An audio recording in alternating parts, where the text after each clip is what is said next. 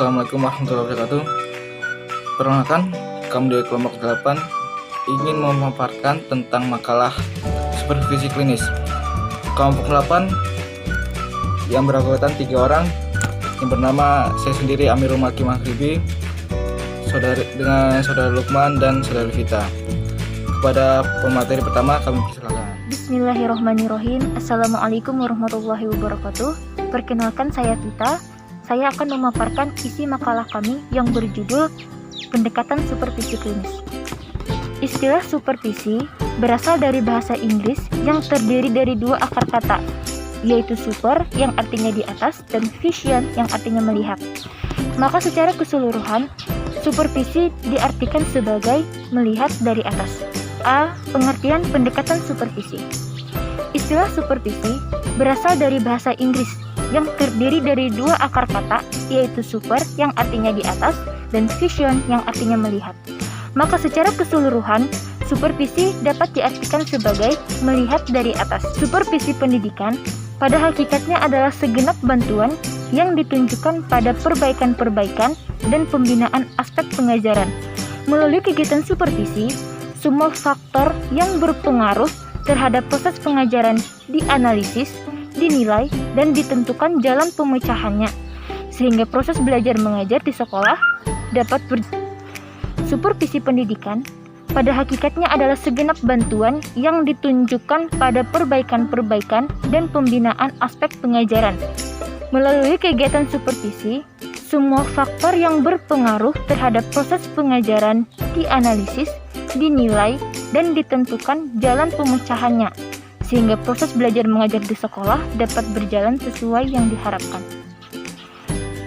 Sedangkan klinikal atau klinis artinya berkenaan mengenai orang sakit, sehingga dalam dunia pendidikan sama hanya dengan mendiagnosis untuk menemukan aspek-aspek mana yang membuat guru itu tidak dapat mengajar dengan baik.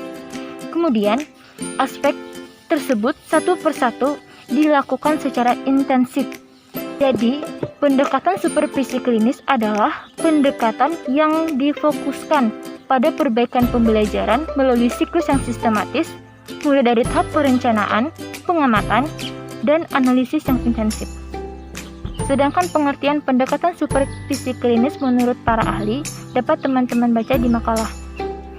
Dari beberapa pendapat para ahli tersebut, dapat diambil kesimpulan bahwa supervisi klinis tersebut merupakan suatu bentuk bantuan profesional yang diberikan kepada guru berdasarkan kebutuhan melalui siklus yang sistematis dalam perencanaan, pengamatan yang cermat, dan pemberian balikan yang segera secara objektif tentang penampilan pengajarannya yang nyata untuk meningkatkan profesionalisme dalam mengajar.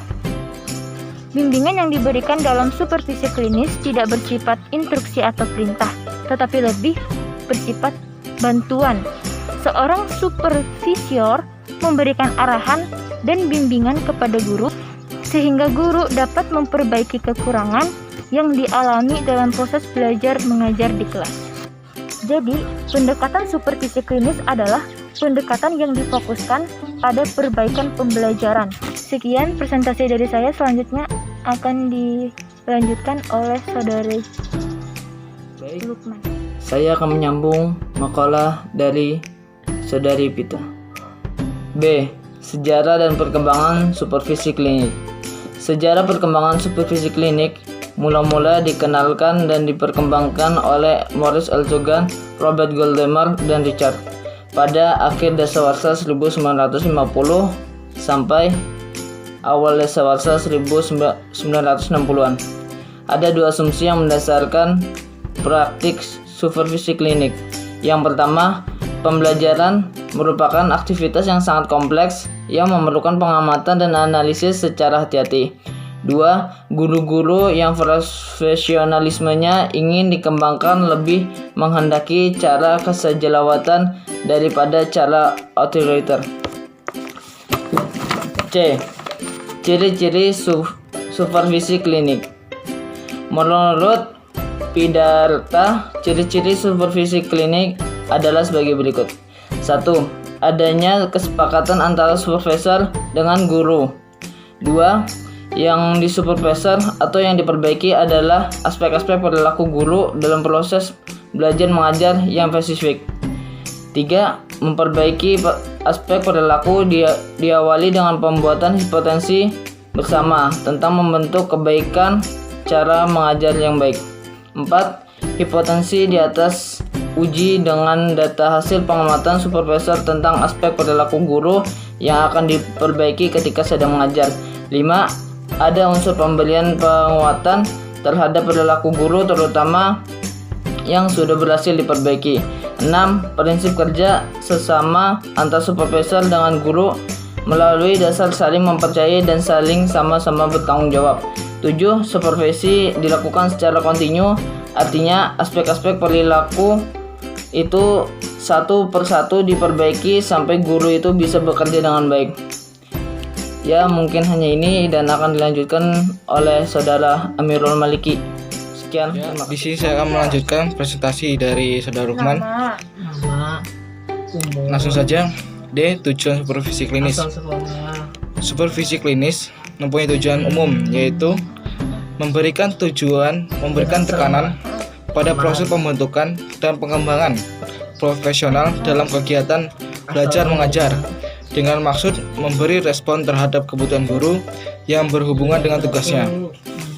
Secara rinci, tujuan supervisi klinis sebagai berikut. Yang pertama, menyediakan umpan balik yang objektif terhadap guru mengenai pelajaran yang dilaksanakan.